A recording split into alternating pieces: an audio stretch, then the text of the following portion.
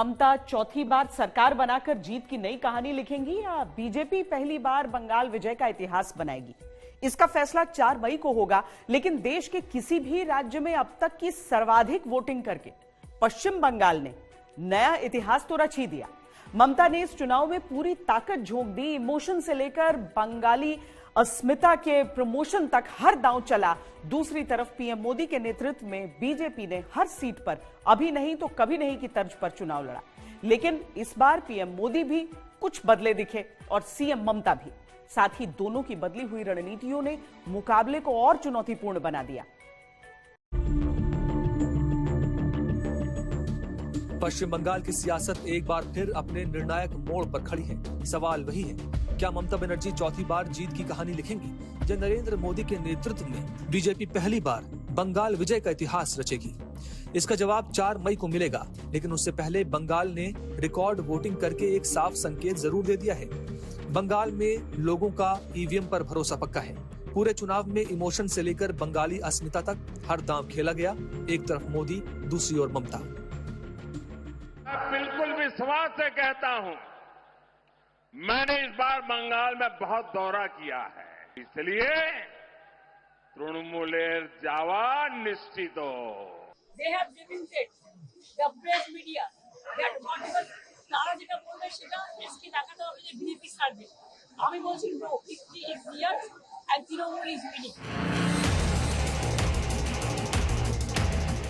नरेंद्र मोदी के नेतृत्व में बीजेपी ने अभी नहीं तो कभी नहीं के अंदाज में हर सीट पर पूरी ताकत लगा दी। लेकिन इस बार सिर्फ लड़ाई ही नहीं बदली, बल्कि दोनों नेताओं की रणनीति और स्टाइल भी बदले हुए नजर आए।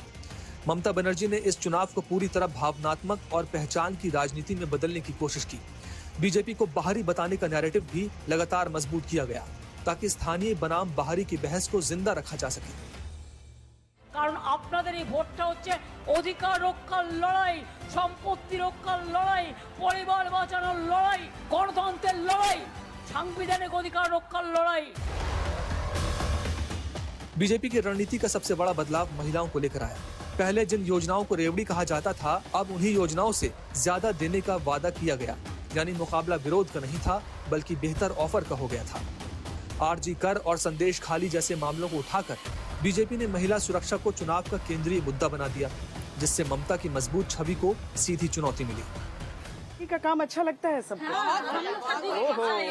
दीदी को चाहिए, दीदी चाहिए, दीदी चाहिए, दीदी चाहिए, दीदी आए के करके उतरते तो हमको जाने में डर लगता था। अब एकदम 10 बजे 11 बजे निश्चिंत सब लोग घर चले जाते हैं। एकदम कोई यहाँ आने जाने का कोई डर नहीं है। जब से क्लास में से आज आए हैं, भाई दीदी आइए, हम लोग बहुत अच्छा रोड इतना अच्छा हो गया, लाइट हो गया, पानी हो गया, सब चीज का सुविधा बहुत हम लोग इसलिए के लिए हम बहुत तकलीफ में थे। टोटो नहीं जाता था, टोटो नहीं जाता था। अभी तक बढ़ने से पूरा डायरेक्ट घर पहुंचा देता है टोटो। दीदी की तरफ से जो 1500 टका मिलता है वो मिलता है? हाँ मिलता है, सबको मिलता है। हाँ। अच्छा, जैसे बीजेपी बोली कि हम डबल कर देंगे, तो वो विश्वास होता है? नहीं चाहिए हम लोग का, नहीं चाहिए। बीजेपी ने इस बार लोकल टच पर भी खास ध्यान दिया। बंगाली भाषा में भाषण, स्थानीय खान पान और संस्कृति का जिक्र और धार्मिक प्रतीकों का इस्तेमाल भी खूब हुआ। इन सब के जरिए पार्टी ने ये दिखाने की कोशिश की कि वो अब आउटसाइडर नहीं, बल्कि बंगाल की पहचान को समझने वाली पार्टी है। বাইরের লোককে তুমি বাংলা বলতে পারো, আমিও বলতে পারি, আমারও দাদুর বাড়ি এখানে। আমরা সবাই ভারতবর্ষে জন্ম নিয়েছি, তো আমরা কোথায় বাইরের লোক? उनके कहने से क्या होता है? हिंदुस्तानी अपने देश में कब से पराया हो गया? और के बोले छे ममता बंदोपाध्याय निश्चित करबे के বাইরের লোককে বাড়ির? के बोले छे? दिलचस्प बात यह है कि दोनों ही पक्षों ने अपनी कमजोरियों को समझते हुए रणनीति बदली है। बीजेपी ने आक्रामक हमलों की जगह उन मसलों पर हमला किया जहां ममता कमजोर नजर आ रही थी।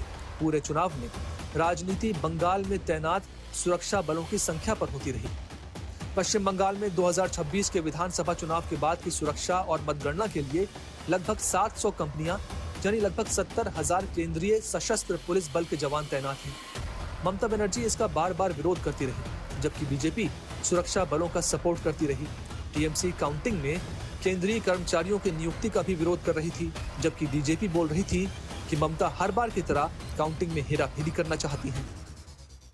हकीकत नहीं है और उसका कोई जरूरत भी नहीं है। ये मीडिया में तो खींच मेरी फोटो इसलिए कर रहा है। सीसीटीवी का वीडियो फुटेज स्क्रीन में दिखाया जा रहा है, वो हमने शेयर किया। स्ट्रांग रूम के बाहर अंदर सब जगह सीसीटीवी कैमरा लगे हुए हैं, तो क्या चीज की घबराहट है? कुछ लोग काउंटिंग प्रोसेस को टेम्पर करने चाहते हैं। स्ट्रांग रूम में जाकर राजनीति ममता बनर्जी बैठी हुई है, इसका क्या है? परिस्थिति ठीक नहीं उनके लिए। कुल मिलाकर ये चुनाव सिर्फ राजनीतिक ताकत की लड़ाई नहीं बल्कि रणनीति, नैरेटिव और इमेज की भी जंग है। एक तरफ ममता बनर्जी का जमीनी कनेक्शन, वेलफेयर और अस्मिता की राजनीति है, दूसरी तरफ नरेंद्र मोदी का विकास, गवर्नेंस और बदलाव का वादा है। दोनों ही नेताओं ने इस बार कोई कसर नहीं छोड़ी है, न एक दूसरे के खिलाफ मैसेज देने में, न बूथ मैनेजमेंट में और न ही मैदान में।